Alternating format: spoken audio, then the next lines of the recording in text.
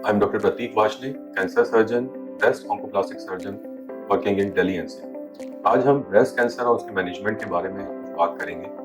आज जो हम मेन डिस्कशन करना चाहते हैं वो है सवाल कि क्या ब्रेस्ट कैंसर के मैनेजमेंट में कंप्लीट रिमूवल ऑफ ब्रेस्ट जरूरी है या हम कुछ हिस्सा निकाल के भी इसको ठीक कर सकते हैं। मेनली इसका नाम होता है कि ब्रेस्ट कंजर्वेशन सर्जरी हम कर सकते हैं और उसके इंडिकेशंस या कॉन्ट्राइंडिकेशंस क्या है।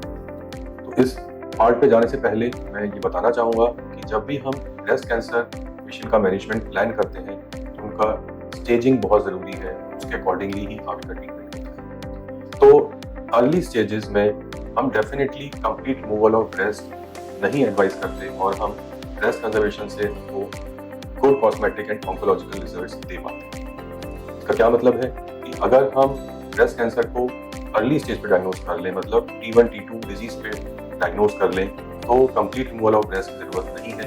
हम जो हिस्सा इन्वॉल्व है उसको और आपके एक्सिला की लिम्फ नोड्स को निकाल के ही कंप्लीट ट्रीटमेंट कर सकते हैं। इसीलिए अपने सिम्टम्स के बारे में अवेयरनेस होना बहुत जरूरी है। क्योंकि हम आज इस वीडियो के द्वारा सर्जिकल पार्ट पे ही डिस्कस करना चाहते हैं, तो मैं बताना चाहूँगा कि ब्रेस्ट कंजर्वेशन सर्जरी क्या होती है। ये एक प्रकार की ऑन्कोप्लास्टिक सर्जरी होती है। अगर इस वर्ड को आप दो पार्ट में डिवाइड करें तो एक ऑन्कोलॉजिस्ट इस ब्रेस्ट के पोर्शन को निकालता है और प्लास्टिक रिकंस्ट्रक्शन से ही उस ब्रेस्ट को बनाया जाता है और उसको एक सिमेट्रिकल बेटर कॉस्मेटिक लुक दिया जाता है। इस पार्ट में इस सर्जरी में दो पार्ट होते हैं। जो ब्रेस्ट की गांठ है उसको एक वाइड मार्जिन के साथ में निकाला जाता है और एक सेपरेट इंसिजन से एक्सिलरी लिम्फ नोड्स, जो हमारे बगल के लिम्फ नोड्स होते हैं, उनको भी निकाला जाता है। तो इस पार्ट में दोनों ही पार्ट में बहुत से डेवलपमेंट्स हुए हैं।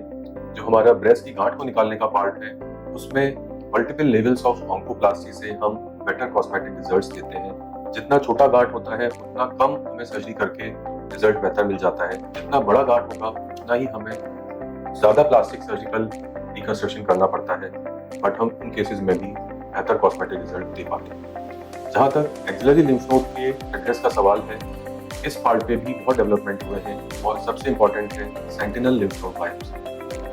पुराने तरीके से हम एक्सिला की सभी लिम्फ नोड्स को निकालते थे, भले ही वो इन्वॉल्व हो या ना हो। With the development what have developed in last few decades, अब कंप्लीट डिसेक्शन की जरूरत नहीं होती। इन अर्ली ब्रेस्ट कैंसर हम एक डाई इंजेक्ट करके उस फर्स्ट लिम्फ नोड को आइडेंटिफाई करते हैं जिसपे इन्वॉल्वमेंट के चांसेस सबसे ज़्यादा, और गामा कैमरा के हेल्प से हम उस लिम्फ नोड को आइडेंटिफाई करते हैं और सिर्फ उस लिम्फ नोड को निकाल के टेस्ट के लिए भेजते हैं। ड्यूरिंग सर्जरी ही उसका रिपोर्ट फ्रोजन के माध्यम से हमें 20-30 मिनट्स में मिल जाता है।